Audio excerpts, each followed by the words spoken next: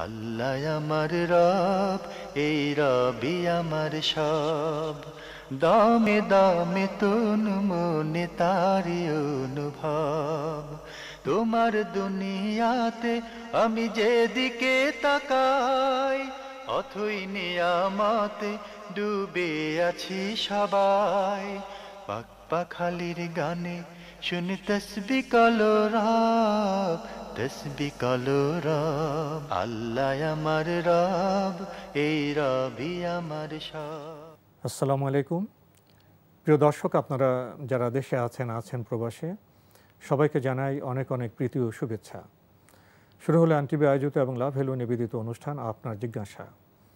আপনাদের সাথে আছি আমি জয়নুল আবেদিন আজাদ।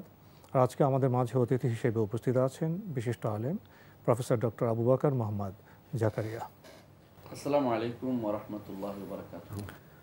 প্রিয় দর্শক, চলুন তাহলে জিজ্ঞাসার জগতে। শুরুতে একটি ইমেল, এটি পাঠিয়েছেন শাফাত নাসিফ। লিখেছেন, দুনিয়াবী কার্যক্রম যেমন পোশাক পরিধান, খাওয়া দাওয়া, লেখাপড়া যদি অনইসলামিক না হয়, তবে সেগুলো কি লোক দেখানোর উদ্দেশ্যে করা যাবে? এতে কি তা ছোট শিরক হবে? যেমন আমি পোশাক পরিধান করলাম এই ভেবে যে আমাকে যাতে লোকেরা দেখে সুন্দর বলে, এটা কি জায়েজ? বিসমিল্লাহ, আলহামদুলিল্লাহ, ওয়াসসালাতু ওয়াসসালামু আলা রাসূলিল্লাহ ওয়া বা'দ। প্রথমত, ইবাদতগুলো যদি কোনো লোক দেখানোর জন্য করা শিরক হয়ে যাবে, এতে কোনো সন্দেহ নেই। এটা সরাসরি নস্সান আসছে। আর যেগুলো দুনিয়ার কাজ, যেগুলো আপনি প্রশ্ন করেছেন, দুনিয়ার কাজগুলো যদি এমন হয় যে এখানে এমন কিছু আসে যে জিনিসটা শরীয়ত নিষিদ্ধ, তখন সেটাও হারাম হবে। যেমন দুনিয়ার কাজ হচ্ছে কাপড় চোপড় পরা, আপনি সুন্দর, কিন্তু আপনার মনের ভিতরে অহংকার আসছে, তখন হারাম হয়ে যাবে। এবং কিন্তু যদি কোনো মানুষের সুন্দর বলবে, সেটা কিন্তু গুনার কাজ হবে না, কারণ দুনিয়ার কাজে আপনার গুনার কিছু এই জাতীয় বিষয় গুনাহ হবে না। আল্লাহ তো সুন্দর, সুন্দরকে ভালোবাসেন। হাদিসেও আসছে, রাসূলুল্লাহ সাল্লাল্লাহু আলাইহি ওয়াসাল্লাম বললেন একদিন যে যার অন্তরে একটু কিবির আছে, অহংকার আছে, সে জান্নাতে যাবে না। এক সাহাবী বলেন, ইয়া রাসূলুল্লাহ, আমি চাই আমার কাপড়টা সুন্দর হোক, আমার জুতা সুন্দর হোক, এটা কি অহংকার অন্তর্ভুক্ত? রাসূল বলেন যে না, ইন্নাল্লাহ জামিল ইউহিব্বুল জামাল, আল্লাহ তাআলা সুন্দর, তিনি সুন্দরকে পছন্দ করেন।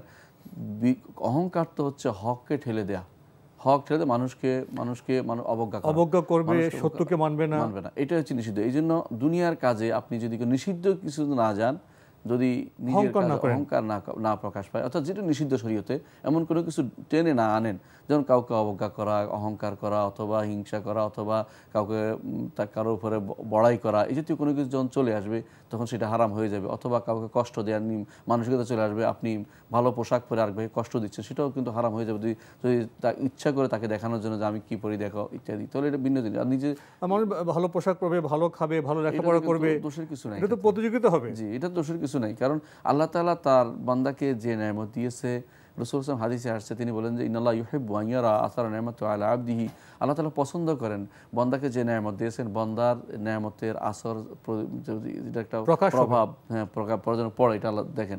রাসূলুল্লাহ সাল্লাল্লাহু আলাইহি ওয়াসাল্লাম এক লোককে দেখেছেন যে তিনি তার উস্কো চুল, কাপড় চোপড় ময়লা। রাসূল বললেন যে তোমার কি কাপড় নেই, তোমার কি আল্লাহ কোনো নেয়ামত দেননি? তখন ওই লোক বললেন যে ইয়া রাসূলুল্লাহ, আমাকে তো আল্লাহ সব রকমের নেয়ামতে দিয়েছেন। রাসূল তখন বললেন যে না, আল্লাহ তাআলার নেয়ামতের শুকরিয়া হচ্ছে তিনি যা দিয়েছেন তার একটু প্রভাব, তার একটু আসার তুমি দেখাবে তোমার শরীরের মধ্যে যে এটা একটা প্রভাব পড়েছে। এই জন্য কখনও মানুষ নিজে সব সম্পদ থাকলে নিজেকে ময়লাযুক্ত হয়ে অথবা নিজে খারাপভাবে থাকবে, এটা কিন্তু শরীয়ত বলে না। সুতরাং আপনি সুন্দরভাবে চলবেন, কিন্তু অহংকার বা আরেকজনকে ঠকানো, আরেকজনকে কষ্ট দেওয়া, কাউকে কোনো রকমের আঘাত করা, এরকম যেন কিছু না আসে। আরও একটি ইমেল পাঠিয়েছেন শাহেদ কে করিম। লিখেছেন, আমার এই ডিসিশনটা নিয়ে অনেক টেনশনে আছি, কি করব, কি ঠিক হবে একটু জানাবেন। আমি সৌদি আরবে থাকি, আমার ব্যবসা মন্দা, সাথে শরীরে একরকম অসুস্থতা দেখা দিচ্ছে, তাই আমি চিন্তা করছি এবছর একেবারে দেশে চলে যাব। যাওয়ার আগে বউ বাচ্চাকে ওমরায় আনতে চাইছি। এখন আমার মনে কিছু প্রশ্ন জেগেছে। আমার হাতে ক্যাশ টাকা নেই, কারো কাছ থেকে হাওলাত নেব তাদের ওমরায় আনার জন্য। পরে আমার ব্যাংকে কিছু টাকা এফডিআর আছে, সে এফডিআর শেষ হবে 6 মাস পর, ওখান থেকে টাকা নিয়ে হাওলাতের টাকা শোধ করে দিব। আমার কিছু কালো টাকাও আছে, ওইগুলো আমার কিছু গরিব স্বজনদেরকে দিয়ে দিব। ওমরা করার পরে সেই কালো টাকা দেওয়া সাথে হাওলাতে টাকা দেওয়াতে কি ওমরা করা সঠিক হবে? প্রথমত সন্তানদের উপর তো বা আপনার স্ত্রীর উপর যেহেতু ফরজ হয়নি উমরা করা বা ওয়াজিব হয়নি, সেই জন্য উমরা ফরজ না হলে তাদের জন্য আপনি ঋণ করবেন কেন? এই অতিরিক্ত কাজ দায়িত্ব নেবেন না, কারণ ঋণগ্রস্ত হয়ে মারা যাওয়ার কথা শরীয়ত বলে না। বরং রাসূলুল্লাহ সাল্লাল্লাহু আলাইহি ওয়াসাল্লাম যাদের ঋণ ছিল তাদের জানাজা পড়তেন না প্রথম।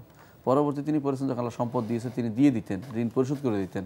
এখন তো সেই পরিবেশ নয় কেউ আপনার ঋণ পরিশোধ করবে না, এই জন্য আপনি জানেন না যে কোথায় গিয়ে ঠেকবে সেই ঋণ, এই জন্য আপনি এই কাজটি করবেন না। আপনি আল্লাহ তাআলা উমরা করেছেন নিশ্চয়, আপনি যেখানে ছিলেন তাদের জন্য দোয়া করেন বেশি করে। তাদের জন্য যেহেতু সামর্থ্য এখন নাই আপনার, সেহেতু আপনি সেটা করবেন না। বরং ঋণ করে তাদেরকে নিয়ে বিপদগ্রস্ত হয় এটা আমরা দেখি না। বরং আপনি যেই টাকাগুলো সদকা দিতে হবে আপনাকে সেগুলো সদকা দিয়ে দেন। হারাম টাকা, যেহেতু আপনি বলেছেন যে কিছু হারাম টাকা আছে, সেগুলো দিয়ে আপনি মুক্ত হতে চান, দিয়ে দিবেন। আর ঋণগ্রস্ত হয়ে আপনি ওমরায় নিয়ে যাবেন স্ত্রী সন্তানদেরকে, এটা আমরা কখনো বলবো না, কারণ ঋণগ্রস্ত বড় গুনাহ। একটা নফল কাজ করার জন্য ঋণগ্রস্ত হওয়ার মতো এরকম একটা বিপদ আপনি মাথায় টেনে নেবেন না। যখন সচ্ছল হবেন যখন আপনি আবার যদি সচ্ছল কোনোদিন হয়ে যান তখন আপনি নিতে পারেন, অথবা আপনার স্ত্রী যদি সম্পদ থাকে তিনি সেটার উপর নেবেন। এটা এমন বাধ্যবাধকতা নেই, এটা আমরা চাইবো না আপনাকে যেটা বলতে। মনে রাখবেন আপনি এখন ঋণগ্রস্ত হয়ে আপনার স্ত্রী সন্তানকে নিয়ে উমরা করে আনলেন, পরবর্তীতে এফডিআর ভাঙানোর পরে দিয়ে দিলেন এটা, কিন্তু আপনি তো ফকির হয়ে যাবেন, তখন আবার হাত পাততে হবে, কষ্ট পেতে হবে। আবেগের বিষয়টা বিবেচনা কাজ করা উচিত। আপনার আবেগকে প্রশ্রয় দিবেন না। আপনার সন্তান সন্ততি নিয়ে উমরা করাতে হবে জরুরি নয়, তাদের আল্লাহ তাআলা যখন সামর্থ্য দিবে তারা করবেন। না হলে আল্লাহ তাআলা তো ফরজ করে দেননি, ওয়াজিব করে দেননি, আপনি নিজের উপরে এই জোর করে এই দায়িত্ব টেনে নেবেন না। এটা আপনার জন্য আমাদের পরামর্শ। আমরা খুব সুন্দর এবং বাস্তব পরামর্শ পেলাম প্রিয় দর্শক। এবার আমাদের হাতে একটি চিঠি, এটি পাঠিয়েছেন শারমিন নাজমা সালথা ফরিদপুর থেকে। লিখেছেন, অমুসলিমদের ঘর ভাড়া দেওয়া যাবে কি? জি, অমুসলিমদেরকে ঘর ভাড়া দেওয়া যাবে, কোনো সমস্যা নেই, যদি না তারা সেখানে কোনো পূজার মণ্ডপ বসায়। অনেক সময় দেখা যায় কেউ তার ঘর ভাড়া দেন, সেখানে তারা পূজার মণ্ডপ বসা, অথবা সেখানে গানের আসর বজা, অথবা এমন কিছু বসা যা শরীয়ত বিরুদ্ধ, এমন কিছু না বসাইলে অমুসলিমদের ঘর ভাড়া দেওয়া যাবে, কোনো সমস্যা নেই। ঘর ভাড়া দেওয়া হবে থাকার জন্য। লিখেছেন, কারো গীবত করলে, যার নামে গীবত করলো তার খারাপ আমলগুলো গীবতকারীর আমলনামায় লেখা হয়, এমন কথা কি সঠিক? না, এইভাবে সরাসরি লেখা হয় না, তবে গীবত করার কারণে হাসরের মাঠে আপনার আমলগুলি দিয়ে তাকে পরিপূর্ণ করা হবে এবং তার খারাপ আমলগুলি আপনার আমলনামায় ঢুকিয়ে দেওয়া হবে। এটা হাদিস দ্বারা সাব্যস্ত হয়ে যায়। অর্থাৎ হাসরের মাঠে কোনো মানুষ আসবে, অনেক আমল করেছে, কিন্তু এরে চট দিয়েছে, এরে আঘাত করেছে, এরে আক্রমণ করেছে, এর গীবত করেছে, এগুলি সবই সেই সময় একজনের ন্যাক আমল নিয়ে একজনকে দিয়ে দেওয়া হবে। এই জন্য তখন মিসকিন বলে বিবেচিত হবে এই ব্যক্তি। এটা হাসরের মাঠে হবে, দুনিয়ার বুকে সেটা লেখা হয় না।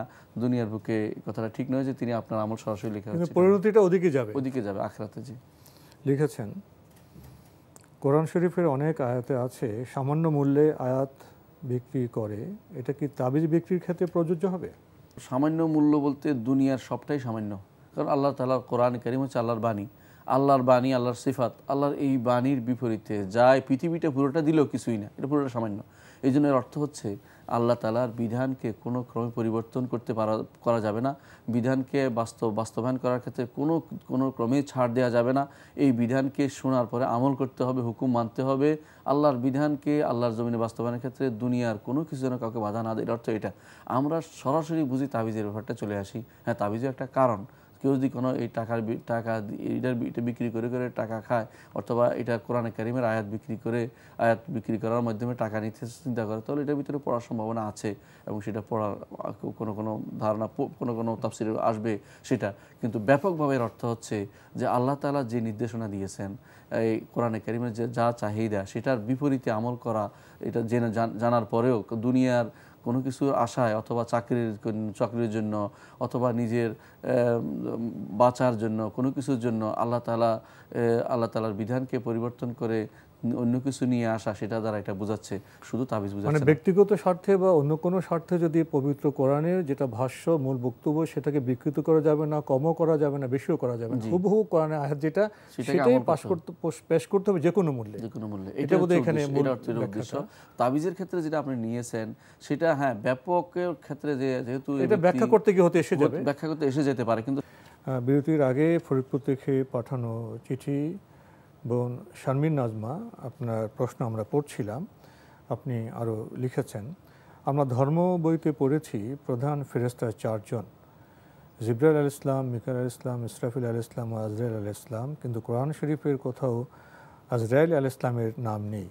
একটু বুঝিয়ে বলবেন? আসলে যেটা আপনি পড়েছেন এর মধ্যে একটি ভুল আসলে রয়ে গেছে, সেটা হচ্ছে আজরাইল নামে কোনো ফেরেশতা আসলে নেই। আমরা শুধু ছন্দ মিলানোর জন্য জিবরিল, মিকাইল, ইসরাফিল শেষে আজরাইল মিলিয়ে দিয়েছি। কিন্তু আল্লাহ তাআলা কোরআনে কারিমে এই ফেরেশতার নাম দিয়েছেন মালাকুল মউত, মৃত্যুর ফেরেশতা। মৃত্যুর ফেরেশতা। আল্লাহ তাআলা বলে দিয়েছেন কুল ইয়াতাওয়াফাকুম মালাকুল মউতিল্লাযী উকিলা বিকুম, বলুন তোমাদের কি মৃত্যু দিবে মালাকুল মউত, যাকে দায়িত্ব, যার উপরে দায়িত্ব ন্যস্ত করা হয়েছে, মালাকুল মউত। আর তার অনেকগুলো সহযোগী আছে। এই জন্য ওয়ালাউ তারা ইজিল মুজরিমুনা ইজিল মুজরিমুনা কিছু বা মুজরিমুনা ওয়ালাউ তারা ইজিল মুজরিমুনা না কিছু রুসিম ইনদা রাব্বিহিম, যখন ফেরেশতারা আপনি যদি দেখতেন তাদের অবস্থা, যাদেরকে অপরাধীদেরকে অবস্থা যা আল্লাহর কাছে অধঃপতন হিসেবে থাকবে হাসরের মাঠে, এটা বলা হয়েছে। আবার অন্য জায়গাতে বলা হয়েছে যে ফেরেশতারা যখন তাদের রূহ বের করছে তো বলতে থাকে বাসিতু আইদিহিম আখরিজু আনফুসাকুম আল-ইয়াওমা তুজজাউনা আযাবাল হুন বিমা কুনতুম তাকুলুনা আলা গায়রিল হাক্কি ওয়া কুনতুম আন আয়াতি তাস্তাকবিরুন। অর্থাৎ আল্লাহ তাআলা বলছেন যে আপনি যদি দৃশ্য দেখতেন যখন ফেরেশতারা জান বের করে নিয়ে আসে, ফেরেশতারা বলা হচ্ছে, অর্থাৎ অনেকগুলো ফেরেশতা, অর্থাৎ মালাকুল মউতের অনেক সহযোগী আছে, তারা কাফেরের জান টেনে বের করে, কাফেরের জান যখন মালাকুল মউতকে দেখে তখন জান সারা শরীরে ছড়িয়ে পড়ে, হাদিসে আসছে যে এমনকি আঙ্গুলের মাথা পর্যন্ত চলে যায়, সেখান থেকে টেনে টেনে পিটিয়ে পিটিয়ে বের করে ইয়াদরিবুনা উজুহাহুম আদবারহুম, কষ্ট করে বের করে নিয়ে আসে এই ফেরেশতারা।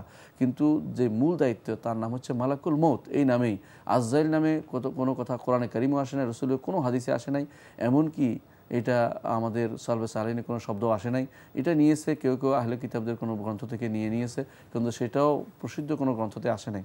এমনকি আজরাইল নামে এই নামটা তাদের যে কিতাব বাইবেলও আসে নাই। তাহলে বোঝা গেল যে এই নামটি মানুষে বানিয়ে নিয়েছে ছন্দ মিলানোর জন্য, এটা মানব সৃষ্ট পুরোপুরি। আমরা এই জন্য আজরাইল না বলে বলবো মালাকুল মউত, মালাকুল মউত বলবো, এটাই বিশুদ্ধ। হ্যাঁ, আপনার এটা ঠিক আছে, আপনার পর্যবেক্ষণ সঠিক আছে যে আসলে এই নামে কোনো ফেরেশতা নেই। আমরা জানলাম প্রিয় দর্শক বিষয়টি লিখেছেন। রোজার সময় মাগরিবের আজান সময় মতো দেওয়া হয়, কিন্তু অন্য সময়ে সঠিক সময়ে দেওয়া হয় না। নফল রোজার জন্য কোন আজান অনুসরণ করব, আঞ্চলিক না ঢাকার সঙ্গে মিল রেখে? হ্যাঁ, রমজানের সময় সুন্দরভাবে আজান দেওয়া হয় যাতে করে মানুষ টাইম মোতাবেক ইফতারি করতে পারে, সেহরি করতে পারে, আজানগুলো ঠিক মতো দেওয়া হয়। হ্যাঁ, কিন্তু রমজান চলে গেলে মানুষ এই জিনিসটা গুরুত্ব দেয় না, কথা ঠিক বলেছেন। এই জন্য আপনি কোনো রমজান চলে গেলে আজানের অনুসরণ করবেন না, বিশেষ করে সেহরির ক্ষেত্রে, কারণ তখন সেহরি দেরিতে আজান দেওয়া হয়। কিন্তু রমজান চলে গেলে মাগরিবের আজান অনুসরণ করবেন, কারণ মাগরিবের আজানটা টাইম মতো দেওয়া, আঞ্চলিকটা অনুসরণ করবেন, দূরেরটা নয়, কারণ মাগরিবের আজান টাইম মতোই দেওয়া হয়। কিন্তু সেহরির আজানটা তখন সেহরি আজান দেওয়া হয় না, এবং 1 ঘন্টা পরে তখন ফজর আজান দেওয়া হয়, বা আধা ঘন্টা পরে দেরি করে দেওয়া হয়। এই জন্য আপনাকে তখন ঘড়ির অনুসরণ করবেন, ঘড়ি দেখবেন, সময় দেখবেন এবং জানবেন। এবং আমাদের আলহামদুলিল্লাহ বিভিন্ন আছে, পঞ্জিকা আছে এবং ক্যালেন্ডার আছে, ওগুলোতে লেখা থাকে যে আজকে কখন সাদেক হবে, এটা লেখা থাকে, বা সেহরির শেষ সময় লেখা থাকে, সেটা অনুসারে আপনি আমল করবেন। ঘড়ি দেখে কোনো আজান তখন অনুসরণ করবেন না, কারণ সেই আজানগুলো টাইম মতো দেওয়া হয় না। লিখেছেন লা ইলাহা ইল্লাল্লাহু ওয়াহদাহু লা শারীকা লাহু। আবার লিখেছেন রাদিতু বিল্লাহি রাব্বা ওয়া বিল ইসলামি দীনা। আরও লিখেছেন আল্লাহুম্মা ইন্নী আসআলুকা রিদকা ওয়াল জান্নাতা বিগাইরি হিসাব। এই দোয়াগুলি সকাল সন্ধ্যায় পড়া ঠিক আছে? প্রথমত রাদিতু বিল্লাহি রাব্বান ওয়া বিল ইসলামি দীনান ও মুহাম্মাদুর রাসূলুল্লাহ নবী রাসূল, এটা কিন্তু সকাল সন্ধ্যার জিকিরের মধ্যে আছে। লা ইলাহা ইল্লাল্লাহু ওয়াহদাহু লা শারীকা লাহুল মুলকু ওয়া লাহুল হামদু ওয়া আলা কুল্লি শাইইন কাদির, এটা আছে, এই দুইটাই আছে। আরেকটি যেটা বলেছেন যে আল্লাহুম্মা ইন্নী আসআলুকা ইলমান নাফিআন রিজকান তাইয়্যিবান ওয়া আমালান মুতাকাব্বাল, এটাও আছে হাদিসে। এই 3টি হাদিসে আছে। তো আমরা এই 3টির বাদেও অন্যান্য হাদিসও আছে, সকাল বিকাল দোয়ার ভিতরে আছে, ফজরের সালাতের পরে দোয়ার মধ্যে, ফজরের সালাতের পরে দিনের প্রারম্ভের দোয়ার মধ্যেও আছে। এই অনেকগুলো, এগুলো আমল করতে পারেন, কোনো সমস্যা নেই আলহামদুলিল্লাহ। লিখেছেন কেউ যদি নিজ থেকে কিছুই করতে পারে না, বিছানায় মলমূত্র ত্যাগ করে কাজের লোক দেরি করে এসে পরিষ্কার করে, তার ফজরের নামাজের বিধান কি? যদি এরকম অবস্থা হয়, নিজ থেকে কিছুই করতে পারে না, কাজের লোক দেরিতে আসে, মাজুর আর কি, তাহলে তিনি যে অবস্থায় আছে এই অবস্থায় সালাত আদায় করবেন। অর্থাৎ তাকে দেখার কেউ নেই, যেহেতু তিনি এই নাপাক নিয়েও সালাত করতে হবে তাকে, অর্থাৎ তিনি তার এখন কোনো কিছু করার নেই, নড়তে পারে না, যদি জ্ঞানটা থাকে, জ্ঞান আছে, যেহেতু তার জ্ঞান আছে, সেহেতু তাকে সালাত আদায় করতে হবে। যে অবস্থায় সেই অবস্থায় তিনি তাকবীর দিবেন। যেভাবে পারেন, হাত বসে পারলে বসে, দাঁড়িয়ে পারলে দাঁড়িয়ে, শুয়ে পারলে শুয়ে, চোখ দিয়ে ইশারা পারলে ইশারা, যেভাবে পারেন, পাশে পারলে পাশে, যেভাবে হোক তাকে সালাত আদায় করতে হবে। অর্থাৎ তিনি এই ওসিলায় দেরি করতে পারবেন না যে আমার লোক আসলে পবিত্র করলে তারপরে আমি সূর্য ওঠার পরে দেরি করে তারপর সালাত, এরকম দেরি করার সুযোগ নেই। ওয়াক্তের গুরুত্ব দিতে হবে, ওয়াক্তের ভিতরে তিনি সালাতটা পড়তে হবে। যে অবস্থায় নাপাক হলো, নাপাক অবস্থায় সালাত আদায় করতে হবে। লিখেছেন, সুস্থ অবস্থায় কোরআন তেলাওয়াত করে যে সওয়াব পাবো, যখন তেলাওয়াত করার ক্ষমতা থাকবে না তখন যদি কোরআন তেলাওয়াত শুনি তাহলে কি একই রকম সওয়াব পাবো? আলহামদুলিল্লাহ, আল্লাহ তাআলা অত্যন্ত দয়াশীল। আপনি যে কথাটি বলেছেন, হাদিসে আসছে রাসূলুল্লাহ সাল্লাল্লাহু আলাইহি ওয়াসাল্লাম বলেছেন, কেউ যদি অসুস্থ হয় অথবা মৃত্যুবরণ করে, একটা ভালো ইবাদত করতো কিন্তু অসুস্থ হয়ে পড়ছে, করতে পারছে না, আল্লাহ তাআলা দয়া পরবশ হয়ে তার জন্য তার অসুস্থ অবস্থায় সেই আবাদটা লিখে দিবেন। এই জন্য আমাদের উচিত সুস্থ অবস্থায় আবাদগুলি চালিয়ে যাওয়া, যাতে করে আমাদের অসুস্থ যখন হয়ে যাব, সমস্ত মানুষ অসুস্থ হয়, তখন আমাদের সেই আবাদতটা ফেরেশতা লিখতেই যেন থাকে, যেন বন্ধ না হয়। কারণ তার দয়ার, আমাদের দয়া বিশাল দয়া, আল্লাহ তাআলার তার রহমত ওয়াসআত কুল্লি শাই, সব কিছু প্রশস্ত, সব কিছুকে ব্যপ্ত হয়ে আছে। এই জন্য তার রহমতের কারণে আমরা যদি কোনো এখন ভালো কাজ করি, আল্লাহ তাআলার সুস্থ অবস্থায়, তাহলে অসুস্থ অবস্থায় আমাদের সেই ন্যাক আমলগুলো লেখাই হতে থাকবে। এই সুযোগটা যেন আমরা সদ্ব্যবহার করি। আমাদের হাতে আরও একটি ইমেল পাঠিয়েছেন শাহেদ করিম। লিখেছেন, আমার কিছু প্রশ্ন ছিল। এক, জিনের মাধ্যমে ঝাড়ফুঁক করা কি জায়েজ? আমাদের এলাকার এক হুজুর বৃহস্পতিবার রোগীর নাম জমা নেন, রাতে জিনের মাধ্যমে দেখে পরের দিন সকালে সমাধান দেন। সমাধান অনেক সময় কাগজে লেখা আরবি কিছু হরফ দেখা যায়। উনি কি মানুষকে উপকার করার ফজিলত পাবেন? উনি কি জিনের মাধ্যমে দেশে বিদেশে মানুষকে উপকার করতে পারেন?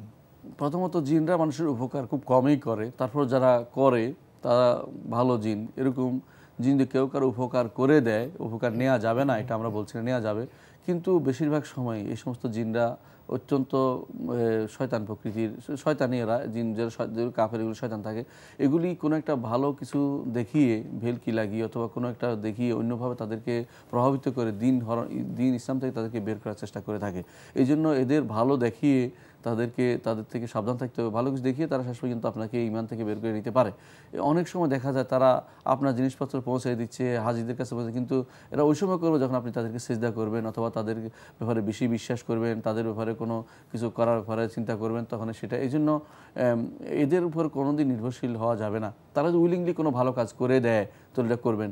আপনাদের যে লোক এই নাম নিচ্ছে, তারপরে অস্পষ্ট লিখিত জিনিস নিয়ে আসছে, এরপর এটা আপনাকে দিচ্ছে, এই জাতীয় তাবিজ ব্যবহার করা যাবে না, এই জাতীয় কোনো কিছু ঝাড়ফুঁক নেওয়া যাবে না।